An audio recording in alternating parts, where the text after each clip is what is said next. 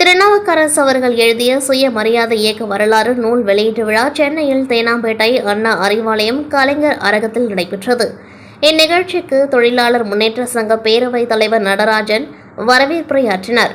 தொழிலாளர் முன்னேற்ற சங்க பேரவை பொதுச் செயலாளர் சண்முகம் எம்பி தலைமை தாங்கினார். மேலும் திருநாவுக்கரசு அவர்கள் நூல் அறிமுக உரையாற்றினார்.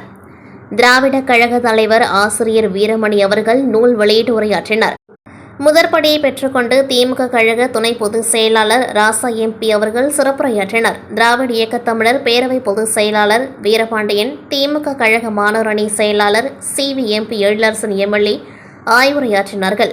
திராவிட கழகம் NRS பெரியார் துணை பொதுச் செயலாளர் பிரின்ஸ், TKS இளங்கோவன், திமுக கழக பிரச்சார செயலாளர் வழக்கறிஞர் அருள்மொழி ஆகியோர் இணைப்புரையாற்றினார்கள். இறுதியில் சிற்றரசு நக்கீரன் பதிப்பகம் அவர்கள் நன்றி உரை முடிவுற்ற நிகழ்ச்சியில் புதுச்சேரி மாநில திமுக மாணவர் அணியின் அமைப்பாளர் SP மணிமாறன், மயிலம் மத்திய ஒன்றிய செயலாளர் செழியன் உள்ளிட்டோர் புத்தகங்களை பெற்றனர்.